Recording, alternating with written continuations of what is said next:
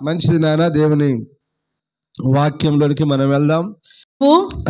ఇజ్రాయేలీయులతో ఇలాగు చెప్పుము, నేనే యెహోవాను, నేను ఐగుప్తీయులు మోయించు బరువుల క్రింద నుండి మిమ్మును వెలుపలికి రప్పించి వారి దాసత్వములో నుండి మిమ్మును విడిపించి నా బాహువు చాపి గొప్ప తీర్పులు తీర్చి మిమ్మును విడిపించి మిమ్మును నాకు ప్రజలుగా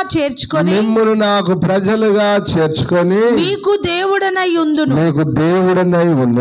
అప్పుడు ఐగుప్తీయుల బరువు క్రింద నుండి మిమ్మును వెలుపలికి రప్పించిన మీ దేవుడైన యెహోవాను నేనే అని మీరు తెలుసుకొందురు. ఆమేన్. 12వ అధ్యాయం 12వ వాక్యం. ఆ రాత్రి నేను ఐగుప్తు దేశమందు సంచరించి ఐగుప్తు దేశమందలి మనుషులలోనే గాని జంతువులలోనే గాని తొలి సంతతి అంతయు హతము చేసి ఐగుప్తు దేవతలకందరికి తీర్పు తీర్చెదను. నేను యెహోవాను. ఆమేన్. హల్లెలూయా. ఈ రెండు దిక్కుల దేవుడు చెప్తూ ఉన్నాడు, నేను తీర్పు తీర్చే దేవుడను, నేను తీర్పు తీరుస్తానని ప్రభు సెలవిస్తూ ఉన్నాడు. ఐగుప్తులో ఆయన చేసినటువంటి 10 విధములైన అద్భుతాలు, ఆశ్చర్య కార్యాలు, అలాగనే ఆ ప్రజలకు, ఆ దేవతలకు తీర్చిన తీర్పు, దాని గురించి మనం నేర్చుకుంటున్నాం. దేవుడు మిమ్మల్ని అందరినీ దీవించును గాక. హల్లెలూయా. మనం నేర్చుకునే పాఠం ఏంటంటే, మన దేవుడు ఎవరట? తీర్పు తీర్చే దేవుడు. వారి వారి క్రియల చొప్పున ప్రతి మానవునికి తీర్పు తీర్చే దేవుడు. అలాగనే ఏవి దేవుళ్ళు, దేవతలు అనబడినవని ఈ లోకంలో మొక్కుతున్నారో, పూజిస్తున్నారో, వాటికి కూడా తీర్పు తీర్చే దేవుడు అని తెలుసుకుంటున్నాం.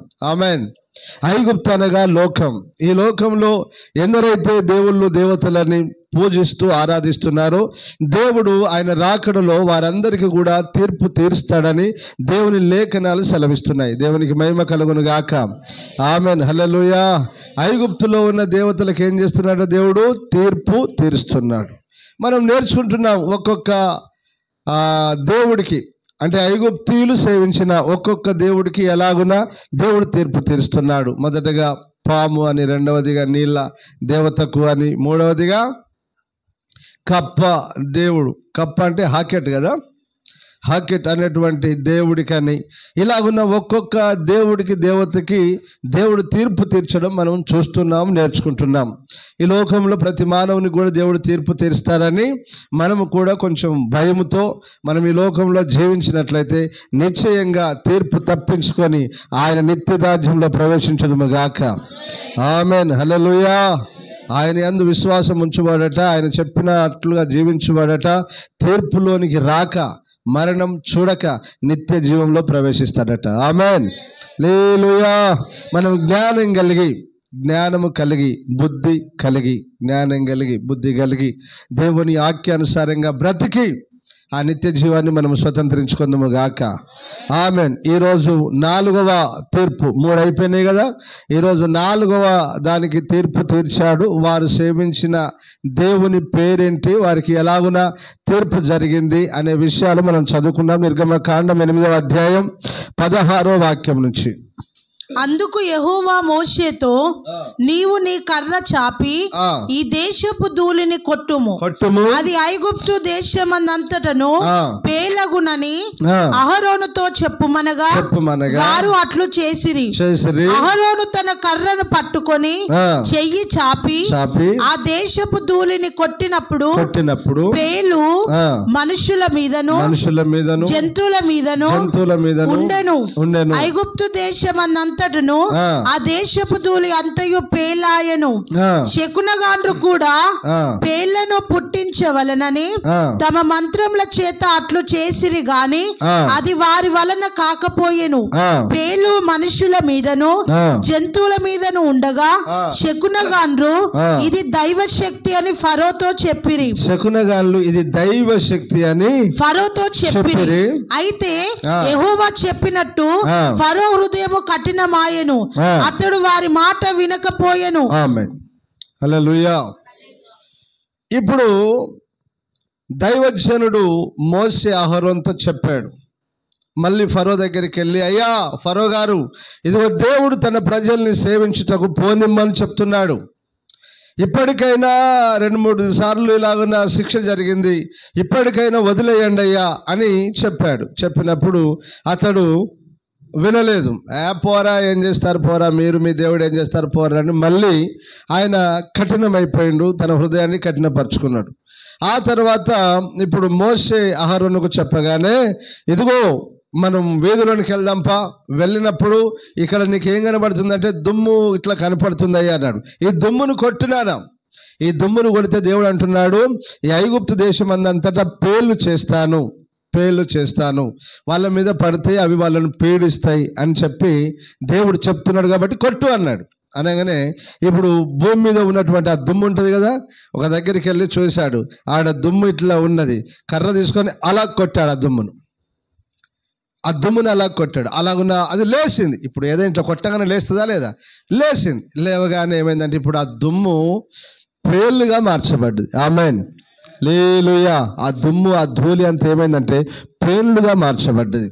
పేర్లు అన్నక్కడ మిన్నల్లి అని రాయబడి ఉంటుంది. అక్కడ ఇంకొకటి ఏంటంటే దానికి ఇంకా నానార్థాలు ఏమున్నాయంటే దోమలు, పురుగులు, కీటకములు. అర్థమవుతుందా? దోమలు, పురుగులు, కీటకములు, మిన్నల్లి, పేర్లు, ఇలాగ అనేకమైన అర్థాలను ఇస్తాయి. వాటిలోకి వెళ్ళి అనేకమైన కీటకములు, చిన్న చిన్న పురుగులు, దోమలు లాంటి పురుగులు లాంటి అన్నీ వచ్చాయి. ఇప్పుడు వచ్చి ఎక్కడున్నాయి? ప్రజలందరి మీద ఉన్నాయి. ఎక్కడున్నాయి నాన్న? ప్రజలందరి మీద, పశువుల మీద, గొర్రెల మీద, గొడ్ల మీద, అన్నిటి మీద ఈ పేర్లు క్రియ చేస్తున్నాయి. ప్రజలు ఇబ్బంది పడుతున్నారు, వారిని కొరుకుతున్నాయి, అన్ని చేస్తున్నాయి. దోమలు గరుస్తున్నాయి, ఆ పేర్లు గరుస్తున్నాయి, దోమలు గరుస్తున్నాయి, పురుగులు గరుస్తున్నాయి. వాళ్ళంతా ఎంత దులుపుకున్నా పోవట్లేదు, అవి ఎంత దులుపుకున్నా పోవట్లేదు, ఇబ్బంది పడుతున్నారు. దేవునికి స్తోత్రం, హల్లెలూయా. మళ్ళీ ఇబ్బంది పడ్డారు. అక్కడ మిగతా కిందికి రాయించలే కానీ వారు కూడా ఏం చేశారంటే మళ్ళీ ఏం చేశారంటే, సరే ఇవి కరుస్తున్నప్పుడు ఇప్పుడు ఈ పేర్లు ఇవి ఎక్కడి నుంచి వచ్చాయి నానా? దేన్ని కొడితే వచ్చాయి? దుమ్ము ఎక్కడుంటుంది? భూమి మీద. దుమ్ము ఎక్కడుంటుంది? భూమి మీద. దుమ్ము భూమి మీద ఉంటుంది. భూమిని అలాగొక దెబ్బ కొట్టగానే ఈ దుమ్మంతా లేచింది, నేలను కొట్టగానే. అర్థమవుతుంది? దేన్ని? నేలను అట్లా కొట్టగానే ఈ దుమ్ములోకి వెళ్ళి మొత్తం పెన్లలో లేచిన ఇట్లా విస్తరించుకుంటూ వెళ్ళిపోయి మొత్తం ఐగుప్తు దేశం అంతటా ఉన్నాయి. ఇప్పుడు వీళ్ళు ఆలోచన చేస్తున్నారు, అరే ఈ పేర్లు ఎక్కడి నుంచి రప్పించారు వీళ్ళు, నేలను కొడితే దుమ్మును కొడితే కదా వచ్చింది ఇవి అని చెప్పి ఆలోచన చేశారు. అరే ఇప్పుడు ఈ నేలలోకి వెళ్ళి రావడం ఏంది? మనం ఈ భూమిని మొక్కుతున్నాం కదా, భూదేవుని మనం ఆరాధిస్తున్నాం కదా, ఈ భూదేవతను మనం సేవిస్తున్నాం కదా, భూదేవతకు అన్ని పూజలు చేస్తున్నాం కదా, కొబ్బరికాయలు అన్నీ చేస్తున్నాం కదా అని చెప్పి వీళ్ళు ఏం చేశారంటే, భూదేవుడా, భూదేవత తల్లి, ఇదిగో మమ్మల్ని పీడిస్తున్నటువంటి ఈ దోమలు, ఈ పురుగులు, ఈ మిన్నల్లి, ఈ పురుగులన్నిటిని మమ్మల్ని విడిపించండి అని చెప్పి వాళ్ళు ప్రార్థన చేయడం ప్రారంభించారట. ప్రారంభించినప్పుడు అది వారి వల్ల కావట్లేదు, అవి పోవట్లేదు. ఈ మంత్రజ్ఞులు కూడా చేయాలని ప్రయత్నించారు కానీ ఇది వీరి వల్ల కాలే. ఇప్పుడు మంత్రజ్ఞులకు తేలిపోయింది, అక్కడ సేవిస్తున్న ఆ ప్రజలకు తేలిపోయింది, వారి యాజకులకు తేలిపోయింది. ఏమని మనం ఈ భూదేవత అనేటువంటి భూదేవిని మనం ఎంత సేవించినా, మనం ఎంత ప్రార్థించినా, మనం ఎంత అది చేసినా కూడా ఈ పురుగులను తీసేయట్లేదు, ఏంట్రా అని మంత్రజ్ఞులు అడిగారు. వాళ్ళు ఏం చెప్పారు? ఇది దేవుని శక్తే గాని వేరొకటి కాదు అన్నారు. ఆమేన్, హల్లెలూయా. ఆ తర్వాత వాళ్ళు ఇంకా ఏమి చేయలేని బైబిల్లో రాయబడింది. ఆమేన్. మంత్రజ్ఞులది, మంత్రగాళ్ళ పని అక్కడికి ఆగిపోయింది. అంటే దీని అర్థమైంది, మంత్రగాళ్ళ పని ఎప్పటికీ ఆగిపోద్ది చెప్పండి? మంత్రికుల పని ఎప్పుడు ఆగుద్ది? దేవుని శక్తి వచ్చినప్పుడు. ఆమేన్. అట్లా గుర్తుపట్టాలి. మాంత్రికుల నోరు ఎప్పుడు ముయ్యబడుతుంది? మాంత్రికుల పని ఎప్పుడైపోతుంది అంటే ఎప్పుడైతే దేవుని శక్తి, హల్లెలూయా, ఎప్పుడైతే దేవుని శక్తి మన మీదకి, మన సంఘం మీదకి, మన కుటుంబంలోనికి ఎప్పుడైతే దేవుని శక్తి వస్తుందో ఏ మంత్ర శక్తులు మనల్ని తాకవు. ఆమేన్, హల్లెలూయా, హల్లెలూయా. కాబట్టి మనం దేవుని శక్తిని పొందుకోవడానికి ప్రయత్నించాలి. దేవుని శక్తిని పొందుకోవడానికి ప్రయత్నించాలి నాన్న. బిడ్డలారా, గుర్తుపెట్టుకోండి. ఏం చేస్తావో తెలియదు. కడుపు కట్టుకుంటావా, ఉపవాసం ఉంటావా, రాత్రులంతా కూర్చుంటావా, పగలు కూర్చుంటావా, నువ్వు ఎప్పుడు కూర్చుంటావో తెలియదు. కానీ మొత్తం మీద దేవుని అభిషేకమును, దేవుని శక్తిని పొందుకున్నట్టుకు మనం ప్రయత్నించాలి, ప్రయాసపడాలి, పొందుకోవాలి అభిషేకాన్ని. దేవుని అభిషేకాన్ని పొందుకొని గద్దించాలి. మంత్రశక్తులైన, దురాత్మ శక్తులైన, ఏ శక్తులైనా పారిపోతాయి. దేవునికి మహిమ కలుగును గాక. హల్లెలూయా. ఇప్పుడు దేవుని శక్తి వచ్చింది, ఎక్కడెక్కడ కొలాప్స్ అయిపోయినాయి. ఇప్పుడు మళ్ళీ ఈయన బాబు మోసే, బాబు అహరోన్, ఒరే బాబు దండం పెడతాం, ఈ దోమలతోటి బతకలేకపోతున్నాం, ఈ పురుగులతోటి బతకలేకపోతున్నాం, జర ఎలగొట్టరా బాబు. అక్కడ రాయబడలే కానీ వాళ్ళు అడిగారు. అక్కడ రాయబడలే కానీ వాళ్ళు అడిగారు. వాళ్ళు అడిగిన తర్వాత ఏమైందంటే, ఇప్పుడు ఏమైనాయి? ఆ దోమలు, పురుగులన్నీ వెళ్ళిపోయినాయి. దేవునికి స్తోత్రం. హల్లెలూయా, హల్లెలూయా. కింది భాగాన్ని మళ్ళీ చదివితే మళ్ళీ అదొక భాగం. మళ్ళీ ఫరో హృదయం ఏమైంది? కఠినమైంది. మళ్ళీ ఫరో హృదయం ఏమైంది? కఠినమైంది. ఆ తర్వాత మళ్ళీ దేవుడు జోరీగల్ని పంపాడు, ఈగల్ని పంపాడు. బిడ్డలారా, ఒకటే పాఠం, ఎప్పుడే కానీ మన హృదయాలను మనం ఏ మానవుడు కఠినపరచుకోరాదు. ఆమెన్, హల్లెలూయా. మెత్తనైన హృదయాలు మనకు ఉండాలి. ఆమెన్. మెత్తనైన హృదయం ఉండాలి నాన్న. యేసుప్రభు అన్నాడు, అరే రాతి గుండెను తీసేసి మాంసపు గుండెను పెడతాను అన్నాడు. ఆమెన్. రాతి గుండె అంటే కఠినమైంది, మాంసపు గుండె అంటే మెత్తనైంది. వాక్యం దూరిపోతుంది, వాక్యం వెళ్ళుద్ది, నేరుగా చేరుకుంటుంది. వాక్యం వెళ్ళుద్ది, త్వరగా లోబడతాం, త్వరగా ప్రేమిస్తాం, త్వరగా అన్ని విషయాల్లో త్వరపడతాం దేవుని కార్యాల్లో. దేవునికి స్తోత్రం. హల్లెలూయా, హల్లెలూయా. అతడు కఠినపరుచుకున్నాడు. మళ్ళీ తర్వాత మళ్ళీ ఇంకొక తీర్పు కూడా వాళ్ళ మీదకి వచ్చింది. ఇప్పుడు పాఠం ఏంటంటే, అహరోను దేన్ని కొట్టాడు? నేలను కొట్టాడు, అంటే భూమిని కొట్టాడు. భూమిని కొడితే ఏమొచ్చింది? పేర్లు వచ్చినాయి, పురుగులు వచ్చినాయి, దోమలు వచ్చినాయి.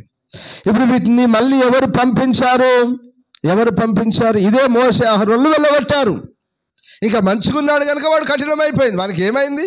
పోయినాయి. కాబట్టి మళ్ళీ వారి హృదయం కఠినమైంది. అంటే ఇప్పుడు ఈ పేర్లు, దోమలు, పురుగులన్నీ ఎవరికి లోబడుతున్నాయి? దేవునికి, దేవుని సేవకులకు. పేర్లు పుట్టమంటే పుట్టాయి, పురుగులు పుట్టమంటే పుట్టాయి. ఐగుప్తులను మొత్తం వాళ్ళని పీడించిపోనంటే పీడిస్తున్నాయి. ఇప్పుడు మళ్ళీ ఇదే మోసే అహరోనులు వచ్చి, ఏ దోమలారా, ఏ పురుగులారా, ఏ మిన్నల్లి, ఏ పేర్లారా వెళ్ళిపోండి ప్రజలను వదిలంటే వెళ్ళిపోయాయి. ఇప్పుడు ఎవరికి లోబడ్డాయి? దైవజనునికి, దేవునికి లోబడ్డాయి. దేవునికి స్తోత్రం. హల్లెలూయా, హల్లెలూయా. ఇప్పుడు జరిగింది ఏంటి అంటే, బిడ్డలారా, వారి ఏ దేవుడని మొక్కుతున్నారో, భూదేవతకు భూమి దేవుడని, భూదేవుడని ఏదైతే వారు మొక్కుతున్నారో, ఏదైతే బలులు అర్పిస్తున్నారో, ఏవైతే చేస్తున్నారో, ఇప్పుడు వాటి శక్తి లేదని ఆ ఐగుప్తు ప్రజలందరికీ తెలిసిపోయింది. ఎందుకు? ఆ మంత్రగాళ్ళే చెప్పారు కదా, అయ్యా ఇది దేవుని శక్తే కానీ వేరొకటి కాదన్నారు. అంటే అర్థమైందని, మనం మొక్కుతున్నాం కదరా భూమికి, భూతల్లికి మనం అన్ని చేస్తున్నాం కదరా, నైవేద్యాలు చేస్తున్నాం, కొబ్బరికాయలు అన్ని చేస్తున్నాం కదరా. అయినా దేవుని శక్తి ముందు వీటి శక్తి ఎంతది కాదు. ఆమెన్, హల్లెలూయా, హల్లెలూయా. అక్కడ తీర్పు తీర్చబడింది. దేవుని శక్తే గొప్పదని ఎంచబడింది. దేవునికి మహిమ కలుగును గాక. హల్లెలూయా. రైట్. బిడ్డలారా, వారు ఈ భూతల్లికి, మనమేమో భూతల్లి అంటాం కదా, ఏమంటాం అంతేనా? భూతల్లి, భూదేవుడు అంటాం. వారు ఆ మనం ఇలా పేరు పెట్టుకొని పిలుచుకుంటాం. కానీ వారు ఏం పేరు పెట్టుకున్నారు? ఆ దేవతకు వారు ఏం పేరు పెట్టుకున్నారు? వారు ఏమని పిలుచుకునేవారు? భూమిని, భూలోకంలో ఉన్నదాన్ని వారు ఏమని పేరు పెట్టుకునేవారు, ఏమని పిలుచుకునేవారు అని మనం కాస్త విచారించి తెలుసుకుంటే, దానికి పేరు వాళ్ళు ఏంటిదంటే గెబ్. ఏంటిదంటే పేరు గెబ్. ఐగుప్తు దేవత, భూమి యొక్క దేవత పేరేంటిది? గెబ్. ఆ రెండవది పట అని పిలుచుకునేవారట. గెబ్ మరియు పట అని పిలుచుకునేవారట. అలాగ పిలుచుకొని ఆ గెబ్ అనే తల్లి, గెబ్ అనే దేవత అని దానికి ఆరాధన చేసేవారు. ఇప్పుడు మన అందరూ తెలుసు కదండి, భూతల్లికి మనం చేస్తూ ఉంటాం కదా, ఏది బొడ్రాయి పెట్టి కదా, సెంటర్లో బొడ్రాయి పెట్టి అక్కడ వెళ్ళి మనం అన్ని కొబ్బరికాయలు కొడుతూ ఇంకా అన్నీ చేస్తూ ఉంటాం. భూతల్లి అని ఇంకా అన్నీ మనం పండుగలు సంవత్సరానికి ఒకసారి ఎప్పుడో పండుగలు చేస్తూ ఉంటాం మనం. ఇది మన దేశ సాంప్రదాయం ఇక్కడ. కానీ ఐగుప్తులో కూడా అలాగనే చేస్తారు, వాళ్ళు కూడా ఐగుప్తులు కూడా అలాగనే చేస్తారు. దేవునికి స్తోత్రం, హల్లెలూయా. ఇప్పుడు ఐగుప్తులో ప్రభు అయిన అంటే యెహోవాయే దేవుడు, ఆయనే సర్వశక్తి గల దేవుడు అని ఆ ప్రజలకు కనపరచబడింది. ఆమెన్, హల్లెలూయా. ఈ గెబ్ అనేటువంటి దేవతకు దేవుడు తీర్పు తీర్చాడు. వాళ్ళు పేరు పెట్టుకున్నారు అంతే, వాళ్ళు పేరు పెట్టుకున్నారు. దానికి దేవుడు ఏం చేశాడు? తీర్పు తీర్చాడు. దేవునికి మహిమ కలుగును గాక, హల్లెలూయా. కొంచెం దేవుని వాక్యంలోనికి మనం వద్దాం. అసలు వాస్తవానికి భూమి ఆకాశములను కలుగజేసింది ఎవరు? అది భూమి ఆకాశములను కలుగజేసింది ఎవరు? మన దేవుడు. ఆదికాండం 1:1-2 వాక్యాలు చదవండి, 9-10 చదవండి. ఆదియందు దేవుడు భూమి ఆకాశములను సృజించెను. భూమి నిరాకారముగాను శూన్యముగాను ఉండెను. చీకటి అగాధ జలముల పైన కమ్మి ఉండెను. దేవుని ఆత్మ జలముల పైన అల్లాడుచుండెను. ఆమేన్. 9-10 చదువు. దేవుడు ఆకాశము క్రిందనున్న జలములు ఒక చోట జలములు ఒక చోటనే కూర్చబడి ఆరిన నేల కనబడును అని పలుకగా ఆ ప్రకారం ఆయను. దేవుడు ఆరిన నేలకు భూమి అని పేరు పెట్టాను. ఆమేన్, హల్లెలూయా. ఇప్పుడు ఫస్ట్ ఏమున్నాయి శూన్యంలో? ఏమున్నాయి? ఫస్ట్ ఏమున్నాయి శూన్యంలో? నీళ్ళే. అంటే ఇప్పుడు ఈ నీళ్ళన్నీ ఏమన్నాడు ప్రభు? ఆ నీళ్ళన్నీ ఒక చోటనే. అంటే ఎక్కడున్నాయి నీళ్ళన్నీ? వేరువేరుగా ఉన్నాయి. రైట్. ఇప్పుడు మీకు ఒక మర్మం చెప్తాను, వినండి. కొన్ని వేల కిలోమీటర్లు పోయిన తర్వాత ఎక్కడేసింది అక్కడే ఉంటుంది, తెలుసా మీకు? మా టీచర్ అంతేనా? ఇప్పుడు ఒక రాకెట్ను పంపాలంటే దానికి ఏం వాడతారు? బాంబు వాడతారు. అది ఎంత వేగంగా తోసేస్తుందో అంత స్పీడు వెళ్ళి అక్కడ ఆగుద్ది. మళ్ళీ ఒక బాంబును పెంచగానే మళ్ళీ వెళ్ళుద్ది. అట్లా వారు దాన్ని రాకెట్ను ఆ శూన్యంలో అలాగున్న ముందుకు నడిపిస్తారు. కొన్ని వేల కిలోమీటర్లు దాటిన తర్వాత ఎయిర్ ఉండదు, గాలి ఉండదు. కొన్ని వేల కిలోమీటర్లు వెళ్ళిన తర్వాత గాలి ఉండదు ఈ శూన్యంలో, ఎక్కడిదక్కడే ఉంటుంది. దేవునికి స్తోత్రం, హల్లెలూయా. అలాగనే ఈ జలములు, ఈ నీళ్లు కూడా ఎక్కడే ఉన్నాయి. అప్పుడు దేవుడు ఏం చేశాడంటే వాటిని అన్నిటిని చూసి ఈ జలములన్నీ ఒక్క చోటనే కూర్చబడును గాక అన్నాడు. వచ్చేసినాయి ఒక దగ్గరికి వచ్చేసిన తర్వాత ఇప్పుడు మళ్ళా దేవుడు ఏమన్నాడు? ఈ నీళ్ళలో నుంచి ఆరిన నేల కనబడును గాక అన్నాడు. ఆమేన్, హల్లెలూయా. ఒక్క మాటతో అయిపోయింది, కానీ దానికి పెద్ద పని జరిగింది. అర్థమవుతుందా? దానికి పెద్ద పని జరిగింది అక్కడ. ఒక్క మాటతో ఇక్కడ చెప్పేశాడు. కానీ మీరు సామెతల్లో చూసిన, అర్థమవుతుందా? అలాగునే యోబులో చూసిన, ఇంకా అనేక చోట్ల చూసిన భూమి యొక్క నిర్మాణం ఎలాగో జరిగిందో అనేక విషయాలు బైబిల్లో రాయబడ్డాయి. రైట్. ఇప్పుడు ఈ భూమి దేని మీద తయారైంది? దేని మీద ఏర్పరచబడింది? నీళ్ళ మీద. దేని మీద నానా? నీళ్ళ మీద. ఫస్ట్ ఏమున్నాయి? నీళ్లు. ఈ నీళ్ళన్నీ ఒక్క దగ్గరికి వచ్చాయి. ఒక్క దగ్గరికి వచ్చిన తర్వాత నీటి నైజం ఏంటిది? నీటి గుణం ఏంటిది? కారిపోతాయి. ఏమైతాయి? నీళ్లు కారిపోతాయి. అర్థమవుతుందా? నీళ్లు కారిపోతాయి. ఒక దగ్గర ఉండేటి కాదు, నీళ్లు కారిపోతాయి. మరి ఇవి కారిపోకుండా దేవుడు ఒక ప్లాన్ చేశాడు. ఏంటి అది? ఇప్పుడు చదువు యోబు గ్రంథం 26:7 వాక్యం నుంచి. శూన్య మండలము పైని ఉత్తర దిక్కుననున్న ఆకాశ విశాలమును ఆయన పరిచయం. శూన్య మండలము పైన ఉత్తర దిక్కున ఈ భూమి ఏవైపు ఉన్నదట? ఈ భూమి ఏవైపు ఉన్నది? ఉత్తర దిక్కునున్నది శూన్యంలో. అర్థమవుతుందా? అంటే ఇంకా దక్షిణము, పడమర, తూర్పు మస్తున్న ప్లేస్ ఉన్నది ఇంకా. కానీ దీన్ని ఎటువైపు చేశాడంటే ఉత్తర దిక్కున చేసుకున్నాడు. అంటే తనకు దగ్గర చేసుకున్నాడు. ఈ లెక్కన చూస్తే మనం తనకు దగ్గర చేసుకున్నాడు. ఉత్తర దిక్కులే ఉన్నాడు.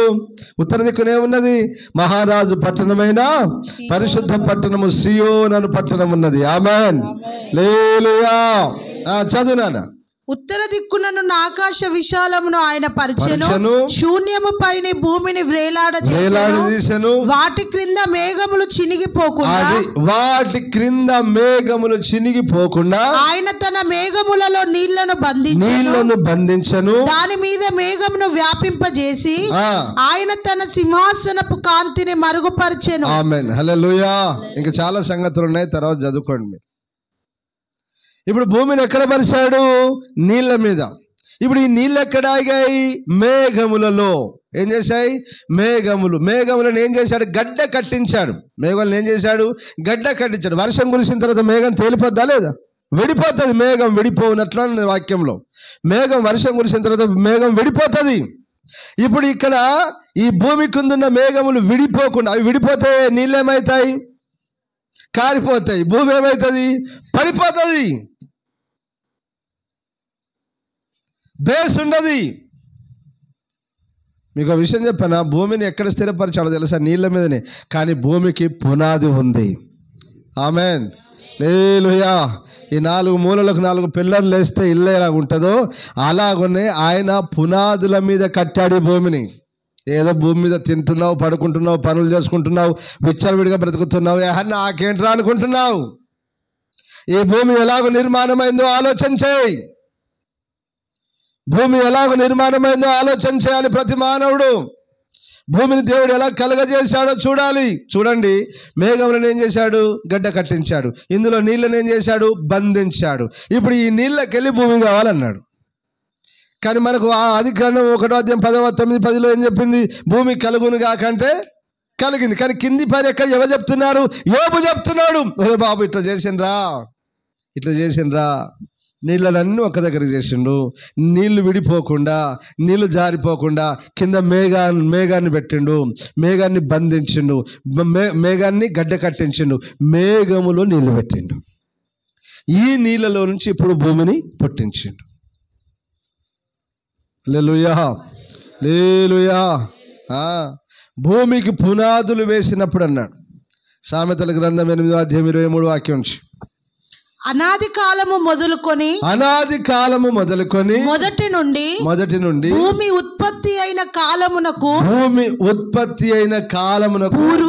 పూర్వము నేను నియమింపబడితిని. ప్రవాహ జలములు లేనప్పుడు నీళ్లతో నిండిన ఊటలు లేనప్పుడు నేను పుట్టితిని. పర్వతములు స్థాపింపబడక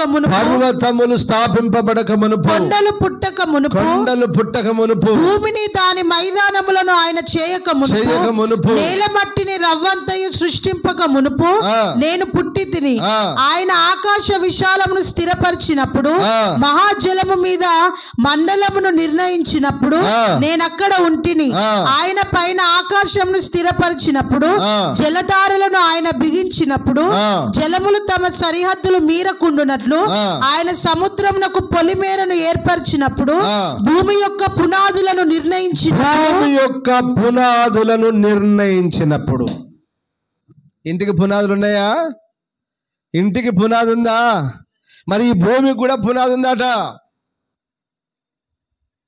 దేనికి పునాది ఉన్నది? ఈ భూమికి. మీరు ఈజీగా అనుకుంటున్నారు, భూమిని పరచగానే హాయిగా ఉన్నాం, బాగున్నాం, మాకేంట్లే. భూమిలో ఏమేమి పెట్టాడు? భూమిలో సమస్తము పెట్టాడు. సర్వ సంపదలను భూమిలో పెట్టాడు. అరే, గ్యాస్ కూడా భూమిలో పెట్టాడు కదా దేవుడు. అమ్మా, అంతేనా? గ్యాస్ ఎక్కడి నుంచి వస్తుంది? భూమిలోంచి. చమురు ఎక్కడి నుంచి వస్తుంది? పెట్రోల్, డీజిల్ ఎక్కడి నుంచి వస్తుంది? భూమిలో నుంచి. మీరు వేసుకున్న వెండి బంగారం ఎక్కడి నుంచి వస్తున్నాయి? భూమిలో ఉండే కదా. రాళ్ళలోకి వెళ్ళి రాగి తీయవచ్చు. బైబిల్లో అన్నీ ఉన్నాయి కదా. తవ్వి అన్నీ తీసుకుంటున్నారు కదా. భూమిలోనే పెట్టాడన్నీ. అన్ని పెట్టి నీ కొరకు ఈ భూమిని సిద్ధపరిచి స్థిరపరిచి బ్రతుకురా అన్నాడు. ఆమెన్. వీడు ఎగిరెగిరి పడుతున్నాడు మానవుడు. వీడేదో పెద్ద తెలుసుకున్నట్టు, వీడేదో పెద్ద చేసినట్టు ఏం ఫీలింగ్ అండి. అసలు మామూలు సార్ సృష్టి అంటే మామూలు కాదు. ఉత్తగా ఆయన మహత్తు గల మాట వలన సృష్టి నిర్మాణమైంది అంటే ఇంత పని సార్. అక్కడ నేను అన్నది ఎవరో కాదు, మన ప్రభు అయిన యేసుక్రీస్తు. నేను అక్కడ ఉన్నాను. భూమి లోకంలో సమస్తం ఏది పుట్టించక మునుపు దానికన్నా ముందు నా దేవుడు నన్ను కన్నాడు, నన్ను సృష్టించాడు. నేను అక్కడ ఉన్నాను, అక్కడ ఆనందించాను, అక్కడ సంతోషించాను, అక్కడ గంతులు వేశాను. ఆయన భూమిని పరిచినప్పుడు, నీళ్ళ మీద భూమిని పరిచినప్పుడు, పునాదులు వేసినప్పుడు పిల్లర్స్ వేసినప్పుడు నేను అక్కడ ఉన్నా. ప్రధాన శిల్పిని అంటాడు. చదువు అక్కడ. నేను ఆయన యొద్ద ప్రధాన శిల్పినై అనుదినము సంతోషించుచు. హల్లెలూయా. ఎలా ఉన్నాడట ఆయన? ప్రధాన శిల్పి. శిల్పి అంటే ఎవరు? చెక్కువాడు కదా, చేసేవాడు కదా. దేవుడు చెప్తున్నాడు, చేస్తున్నాడు. బస్ సృష్టి జరిగింది ఇలాగున. ఇప్పుడు భూమికి పునాదులు ఉన్నాయి. ఈ పునాదుల మీదనే ఈ భూమి నిలబడింది. భూమండలం అంతా పునాదులు. ఇప్పుడు మీరు ప్రపంచ పటాన్ని చూస్తారు. ఫస్ట్ 1వ అధ్యాయం 1వ వాక్యంలో భూమి ఎలా ఉన్నదట? నిరాకారముగాను శూన్యముగాను. అంటే దానికి ఏమీ ఆకారము లేదు, శూన్యంగా ఉన్నది. ఇప్పుడు 9-10 వాక్యాల్లో చూస్తే ఉంటుంది, నీళ్ళನ್ನು ఒక చూటనే కూర్చోబడి భూమి అందులోకి వెళ్ళి వచ్చునుగాక, పుట్టునుగాక, కలుగునుగాక అన్నాడు. భూమి కలిగింది, లేచింది, అలాగున పై అక్కడక్కడ. ఇప్పుడు దాన్నే మీరు ప్రపంచ పటంలో చూస్తే ఇక్కడింత ఇలాగని ఉంటుంది. దాని చుట్టూ ఏముంటాయండి? నీళ్ళు. భూమి గురించి రాయబడింది నీళ్ళ వలన కలిగింది, నీళ్ళ ద్వారాను నీళ్ళ వలను కలిగిందని యాకోబు 2 పేతురు 3వ అధ్యాయంలో 8-9 వాక్యాలు చూడండి.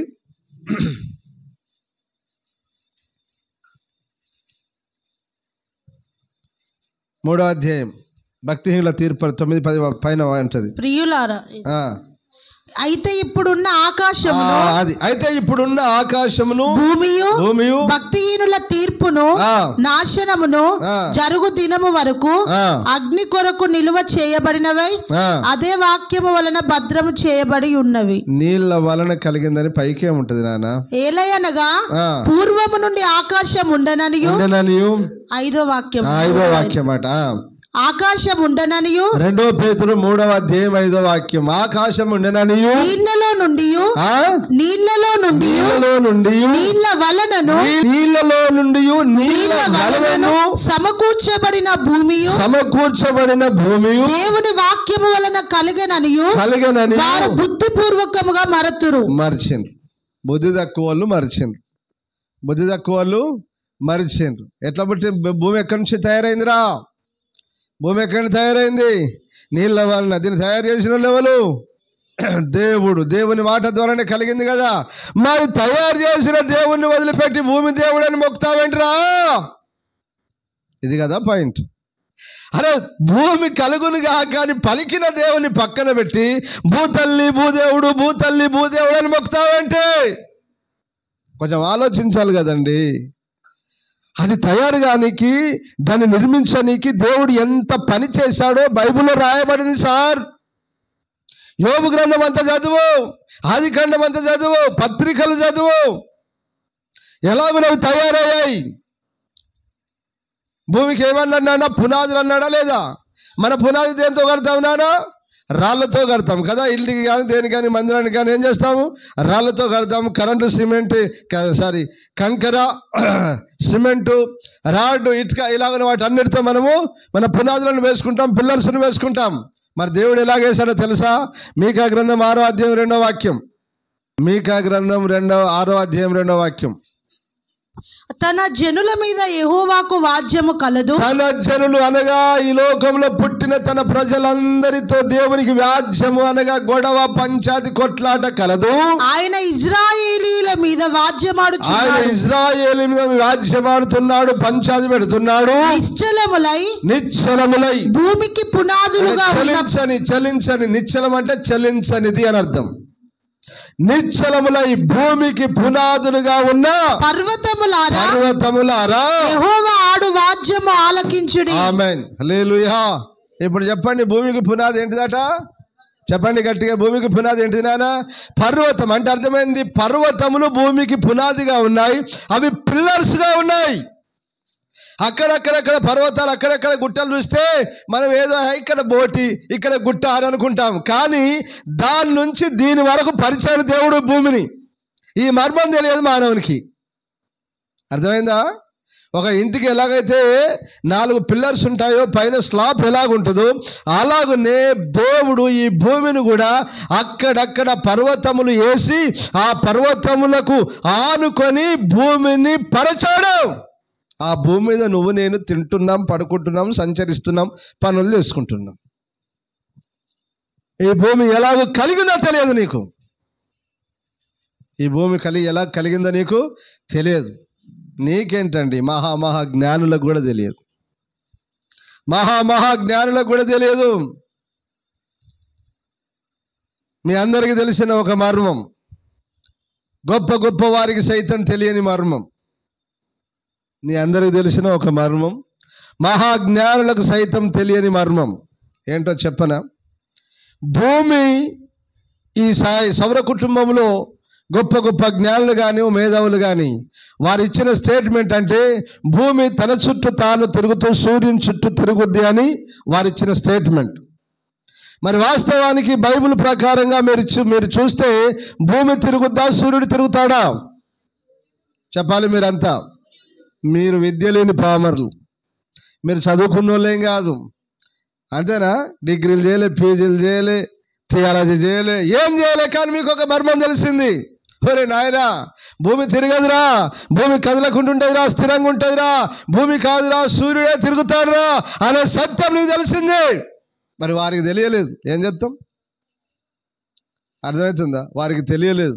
ప్రియమైన దేవుని బిడ్డలారా, భూమి కదలదట, దాన్ని స్థిరంగా ఉంచాడు. కీర్తన 104:5. భూమి ఎన్నటికి కదలకుండునట్లు, చూసారా? భూమి ఎన్నటికి కదలకుండునట్లు ఆయన దానిని పునాదుల మీద స్థిరపరిచాడు. అందరూ ఆమేన్ చెప్పండి గట్టిగా. హల్లెలూయా. ఏంటి పునాదులు? పర్వతములు, కొండలు, పర్వతములే భూమికి పునాదులు. కొండలు, పర్వతములు భూమికి పునాదులు. వాటి మీద భూమిని పరిచాడు, నీళ్ళ మీద పరిచాడు. ఏ రాడ్ వేయలే, ఏ సిమెంట్ వేయలే, కంకర, అలాగ పరిచేశాడు. ఉండిపోయిందంతే. భూమి ఎన్నడూ కదలకుండానట్లు. ఇది ఎప్పుడు కదలబోతుంది? భూమి కేవలము మత్తును వలె తూలుని హెబ్రీ పత్రికలో ఎప్పుడదే? ప్రభు అయిన యేసుక్రీస్తు రాకడలో. ఆమేన్, హల్లెలూయా. ఎన్నడూ చలించలేనిది, ఎన్నడూ కంపించనిది అన్నాడు. ఒకరోజు ఈ భూమి ఆకాశములు కంపించబోతున్నాయి, చలించబోతున్నాయి. అది ప్రభు అయిన యేసుక్రీస్తు రాకడలో మాత్రమే. భూకంపాలు వస్తున్నాయి, వాస్తవమే. భూకంపాలను కొలుస్తున్నారు, రిక్టర్ స్కేల్లో కొలుస్తున్నావు. ఓకే, పర్వాలేదు, కొలు. అవి ఎందుకు కంపిస్తున్నాయో ఆలోచించాయి. దేవుని వాక్యం వలన. ఆమేన్. జనం మీదకి జనం, రాజ్యం మీదకి రాజ్యం, అక్కడక్కడ కరువులు, భూకంపములు కలుగును అన్నాడు ప్రభు. ఆమేన్. ఆయన చెప్పిందే జరుగుతుంది సార్. ఈ సృష్టి అంతా ఆయన చేసింది. హల్లెలూయా. ఆయన చేతి పని. ఆయన వదిలేసి భూమిని దేవుడని మొక్కుతావు. అది నా బాధ అంతా. ఒకటే పాయింట్ పట్టుకో. సృష్టించిన సృష్టికర్తను వదిలేసి భూమిని దేవుడని మొక్కుతావేంటి సార్? కొంచెం ఆలోచించండి అయ్యా, వివేచించండి. జ్ఞానం కలిగిన మేధావులారా, భూమి ఎలాగో నిర్మితమైందో బైబిల్ చదివి తెలుసుకోండి. భూమి యొక్క నిర్మాణం బైబిల్ చదివి తెలుసుకోండి. భూమి ఎలాగుంటుందో చదివి తెలుసుకోండి. బైబిల్ చదివితే చాలు సార్, నీకు అత్యధికమైన జ్ఞానం సమకూర్చబడుతుంది. ఆమేన్. నువ్వు కక్షతోనో, మిష చేతనో, కోపం చేతనో, ప్రేమ చేతనో చదువు, బైబిల్ అయితే చదువురా బాబు. నా సలహా శాస్త్రులకు, జ్ఞానులకు, పండితులకు అందరికీ నా సలహా సార్, మీకు అత్యధికమైన జ్ఞానం కావాలంటే బైబిల్ చదవండి. ఇది నా సలహా. నా ఆజ్ఞ కాదు సుమా, నా సలహా అంతే. రిక్వెస్ట్గా బ్రతిలాడుతున్నాను. సత్యం తెలుసుకుంటావు, ప్రజల్ని మిస్గైడ్ చేయవు. ఒక జ్ఞాని, ఒక శాస్త్రవేత్త ఒక మాట రిలీజ్ చేసిందంటే అది పర్ఫెక్ట్ అని యావత్ ప్రపంచంలో ఉన్న ప్రజలందరూ నమ్ముతారు. నేటికి అదే నమ్ముతుంది సమాజం అంతా. భూమి తన చుట్టూ తాను తిరుగుతూ సూర్యుని చుట్టూ తిరుగుతుందని నమ్ముతుంది సమాజం అంతా. కానీ బైబిల్ క్లియర్గా చెప్తుంది, భూమి కదలదు, ఎన్నడూ కదలకుండానట్లు అన్నాడు.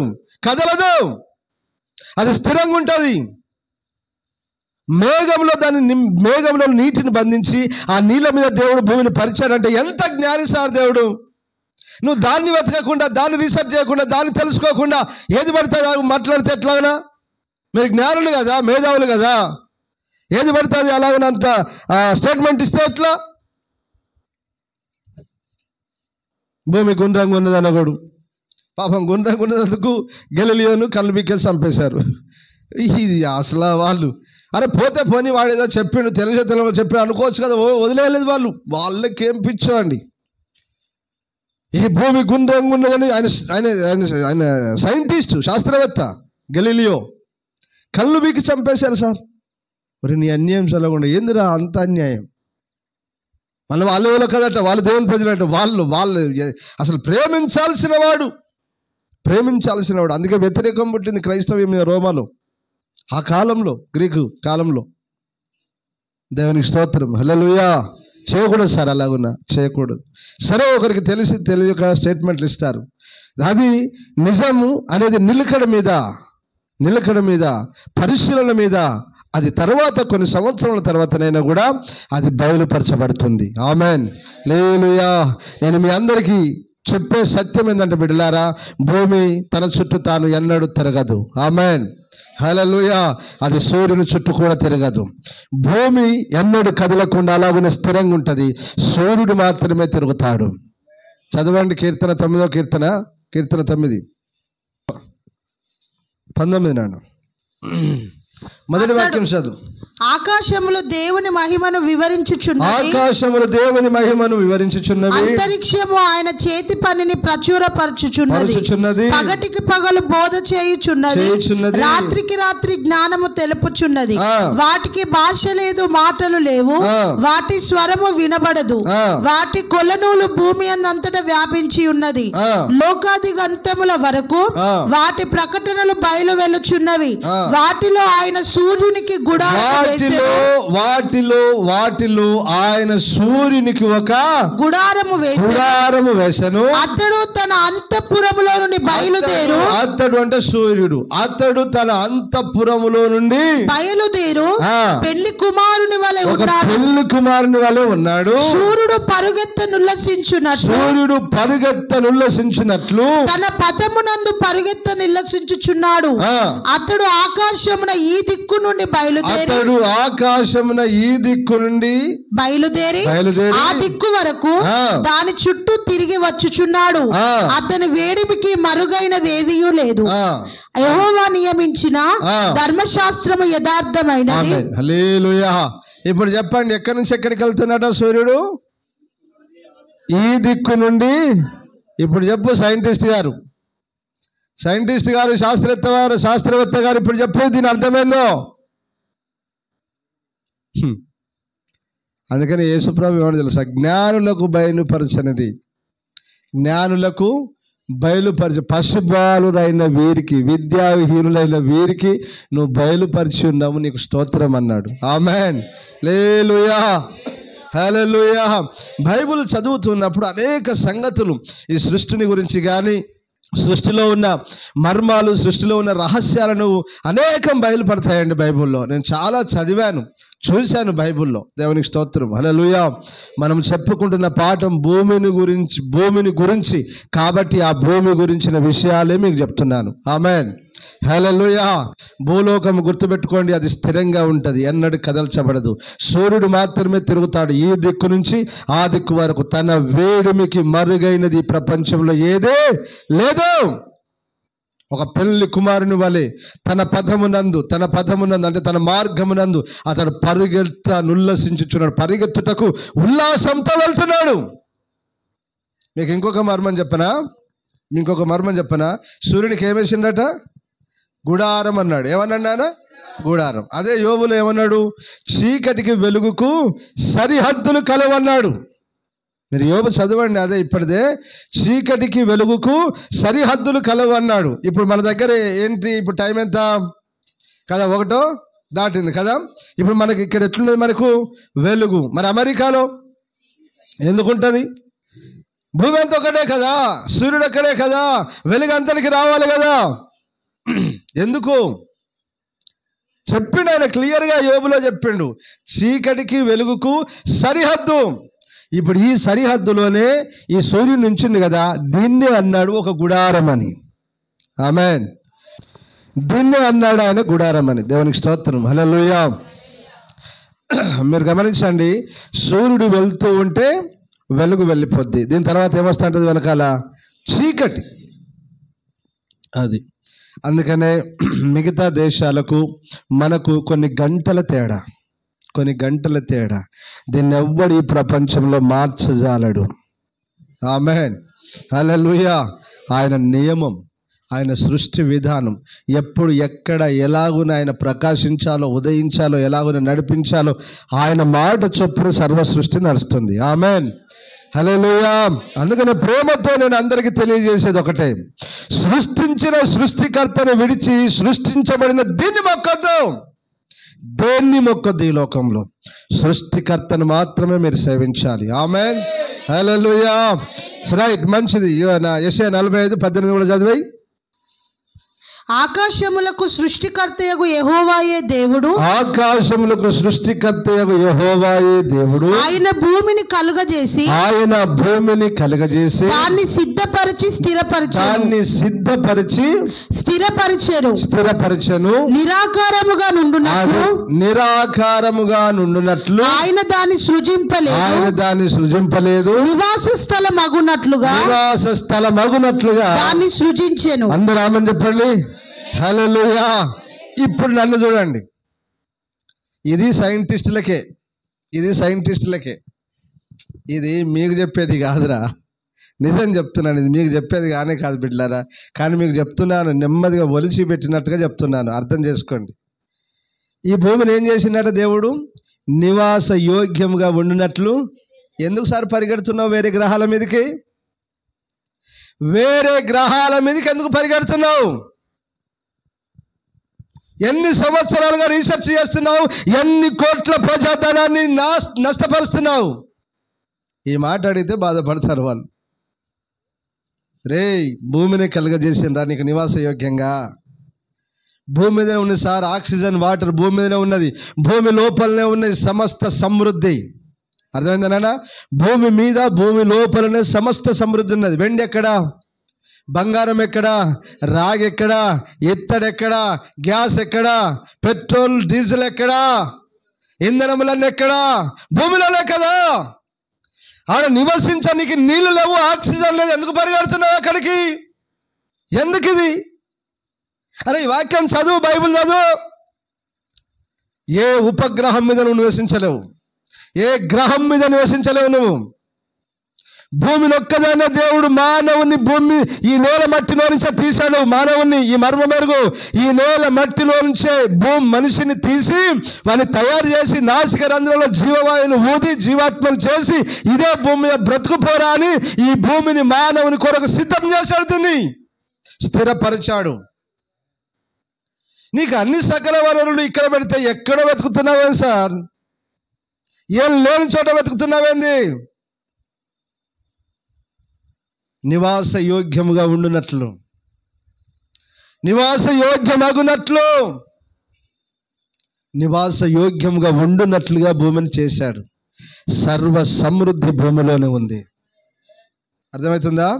సర్వ సమృద్ధి భూమిలోనే. భూమిని తవ్వుకొని ఏం కావాలో తీసుకో, వెండి కావాలా? బంగారం కావాలా? దేవునికి స్తోత్రం. హల్లెలూయా, హల్లెలూయా. ఏదైనా తవ్వి తీసుకో. గాలి, గ్యాసు, భూమి కింద ఏం మారుతాయి నాన్న? భూమి కింద ఏం మారుతాయి? జీవజల నదులు అన్నాడు. జీవజల నదులు ప్రవహిస్తాయి, భూమి మీద ప్రవహిస్తాయి, భూమి లోపల ప్రవహిస్తాయి.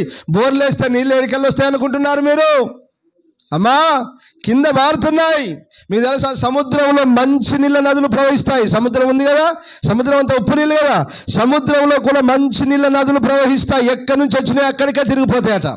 ఇటు వస్తాయి, ఆడ తిరిగిపోతాయి, ఇక్కడి నుంచి వస్తాయి, ఆడ తిరిగిపోతాయి. ప్రసంగిలో అంటాడు, నది ఎక్కడి నుంచి వచ్చిందో అక్కడికే తిరిగిపోవని అంటాడు ప్రసంగిలో. అసలు ఎన్ని సత్యాలు సార్! ఎన్ని సంగతులు బైబిల్లో. అసలు సంపదలు కానీ బైబిల్లో వదిలిపెట్టి దేన్నో పట్టుకొని రీసెర్చ్ చేస్తున్నారు. కొన్ని సంవత్సరాల రీసెర్చ్ తర్వాత బైబిల్ చెప్పింది ఇదే సత్యం అని అంటున్నారు. ఏమి సార్ ప్రయోజనం? ఎందుకు సార్? గడ్డం పెరిగి మీసాలు పెరిగి ఎంటుకలు వృధా, టైం అంతా బైబిల్ చదువు, మస్తు జ్ఞానం దొరుకుతుంది నీకు. ఆమెన్, హల్లెలూయా, హల్లెలూయా. భూమిలో బిడ్డలారా సమస్త సమృద్ధిని దేవుడు పెట్టాడు. అది కదలదు, అది స్థిరంగా ఉంటుంది. ఆమెన్. మానవునికి దీన్ని నివాస యోగ్యంగా చేశాడు. హల్లెలూయా, హల్లెలూయా. ఇది స్థిరపరిచాడు. రైట్, ఇక ముందుకెళ్ళిపోదామయ్యా. భూమి గురించి ఇప్పుడు అర్థమైంది కదా. భూమిని ఎవరు కలుగజేశారు? దేవుడు కలుగజేశాడు. ఎలాగనో ఎక్కడ దీన్ని ఎక్కడ ఉంచాడు? శూన్యములో ఉంచాడు. శూన్యములో భూమి కింద ఏమున్నాయి? నీళ్లున్నాయి. నీళ్ళ కింద ఏమున్నాయి? మేఘం మర్చిపోతున్నానా? ఇది ఆగింది ఎక్కడ కాదు, మేఘములో ఆగింది. దీనికి పునాది వేశాడు. ఏంటా పునాదులు? పర్వతములు పునాదులు. మీకు తెలుసా, ఇక్కడ చిన్న బోట్ ఉంది కదా, ఇక్కడ మనం దారిలో పోతుంటే అది మీరు సింపుల్ అనుకునేరు కాక, ఈ ధర్మపురం స్థలం అంతా దాని మీద ఉన్నది అనుకోండి. అర్థమవుతుందా? అటు పోతే బండి ఉన్నదా, ఇటు మొఖాన్ని పోతే అది గుట్టే. అంటే అక్కడి నుంచి అక్కడికి, ఈ మూలకి ఇంకోటి, ఈ మూలకి ఇంకోటి, ఇలాగున ఈ ఊరినంతా పరిచేసాడు దేవుడు. పరిచింది ఇలాగున ఈ యావత్తు సృష్టి అంతా వెళ్ళి చూడు, నీకు కొండలు గుట్టలు గుహలు ఎక్కువ కనిపిస్తాయి. అవి పర్వతాలు, పునాదులు. అవి ఎక్కడైనా ఉంటాయి. దేవునికి స్తోత్రం, హల్లెలూయా. పునాదుల మీద ఉన్నది ఇది. బిడ్లారా, ఈ పునాదులు ఒకరోజు కదలబోతున్నాయి.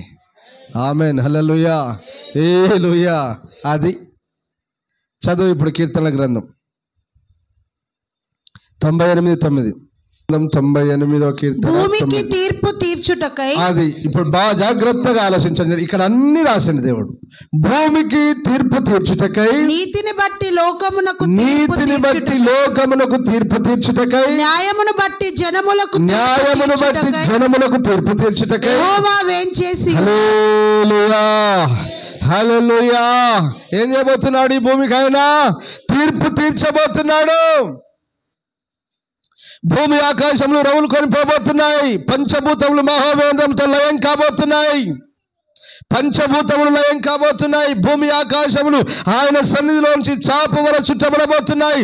లేకుండా లయమైపోబోతున్నాయి. జాగ్రత్త. కనుక ఇప్పుడు మానవుడు దేని గురించి ఆలోచించాలి ఎక్కువగా?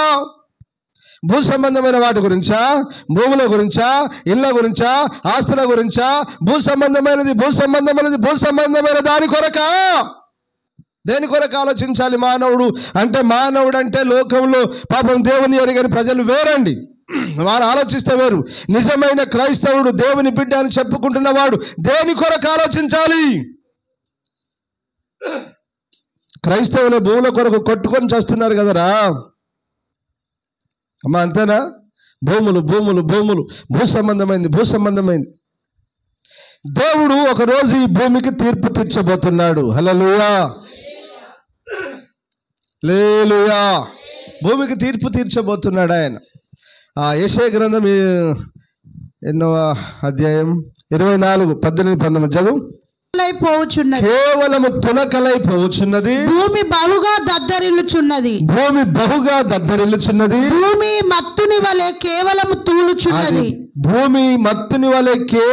తూలుచున్నది. పాక వలె ఇటు అటు ఊగుచున్నది. దాని అపరాధము దాని మీద భారముగా ఉన్నది. దేని అపరాధము? భూమిది. అంటే భూమిది ఏం లేదండి, పాపం భూలోకములో ఉన్న మానవుని అపరాధం. భూమిలో నుంచి పుట్టించాడే ఆ మానవుని అపరాధం.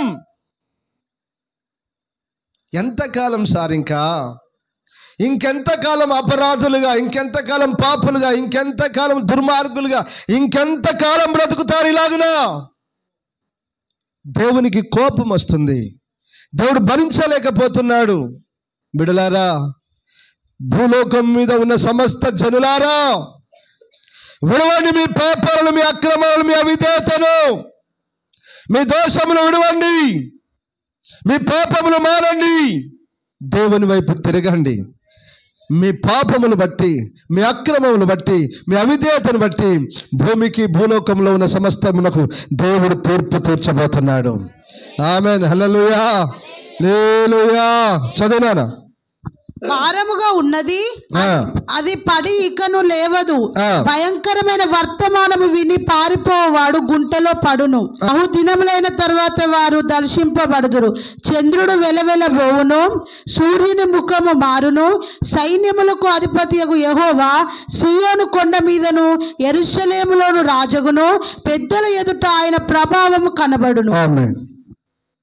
ఇదంతా ప్రభు అయిన యేసుక్రీస్తు రాకడలో జరగబోయే సంగతి. ప్రభు అయిన యేసుక్రీస్తు రాకడలో జరగబోయే సంగతి.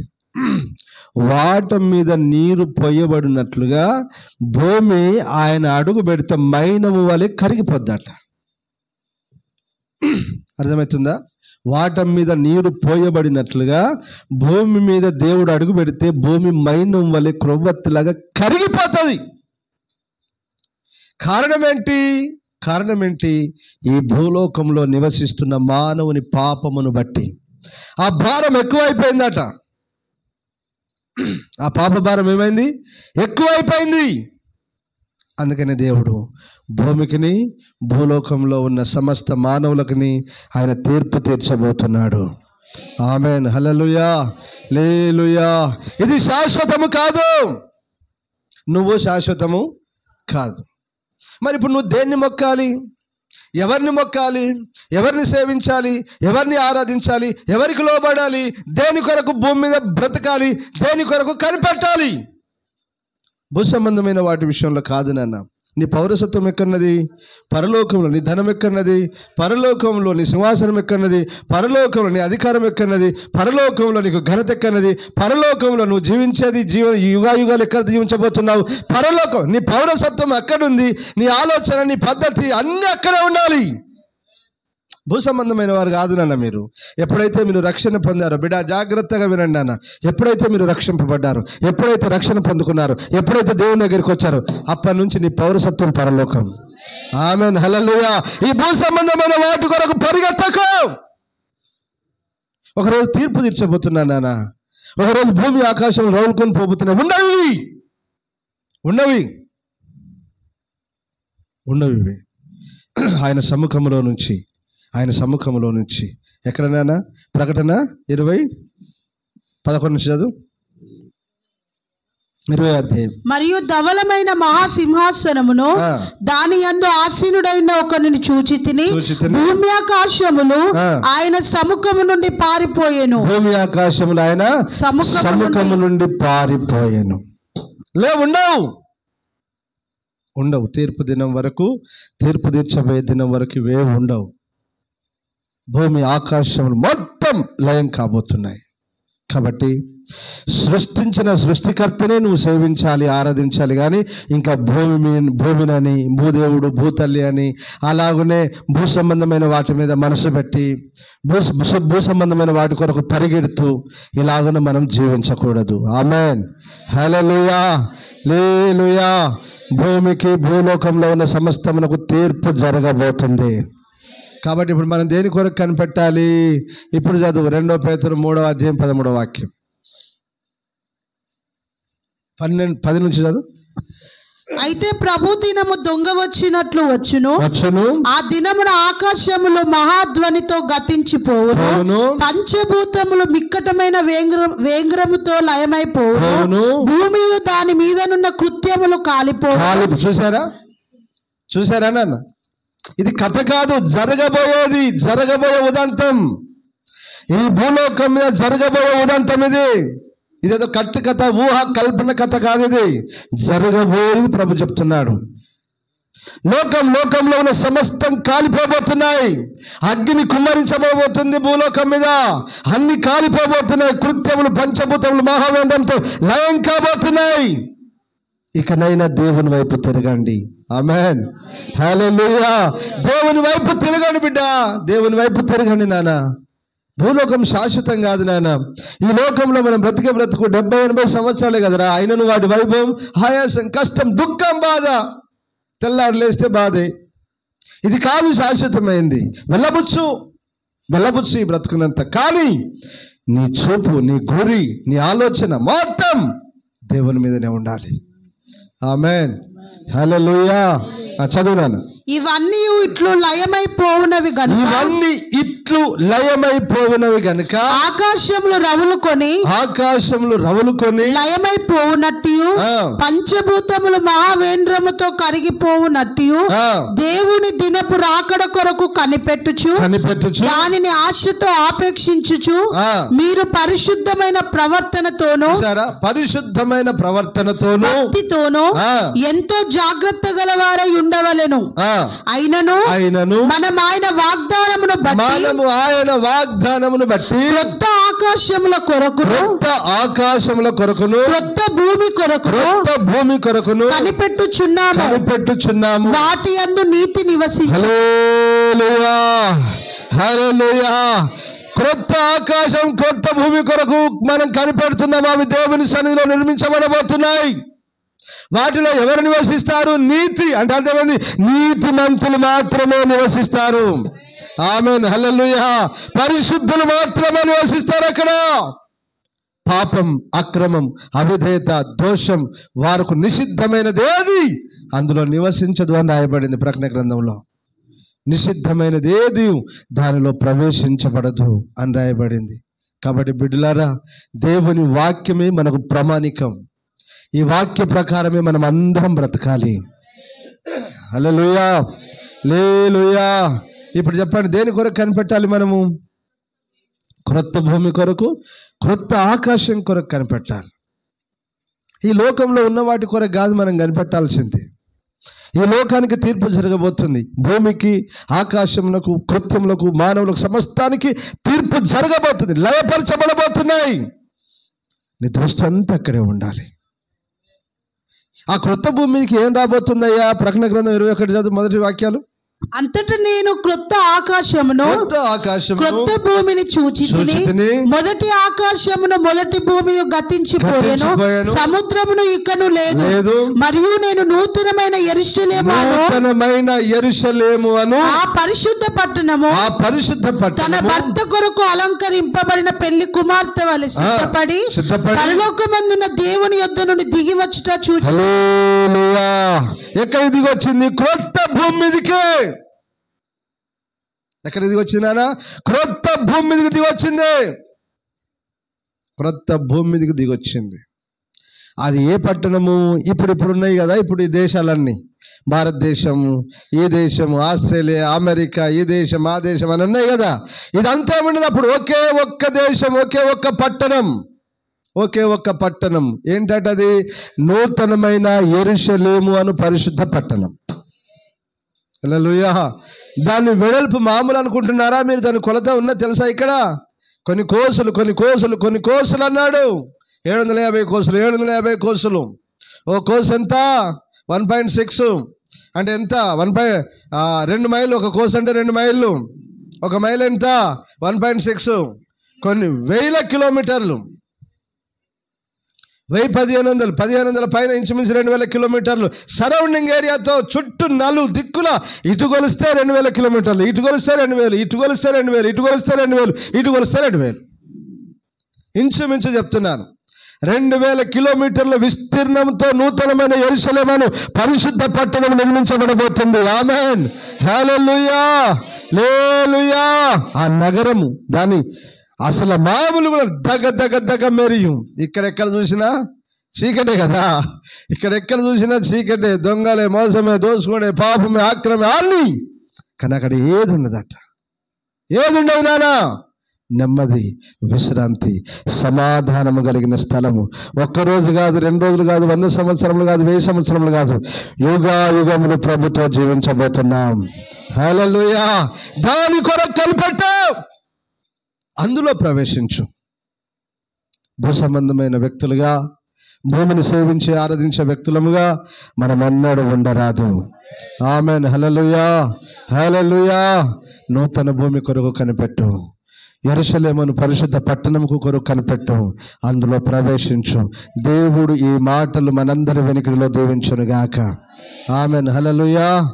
భూమికి భూలోకంలో ఉన్న సమస్తమునకు ఒకరోజు దేవుడు తీర్పు తీర్చబోతున్నాడు. ఐగుప్తులో ఆ తీర్పు సర్వలోకానికి సూచనగా ఉన్నది.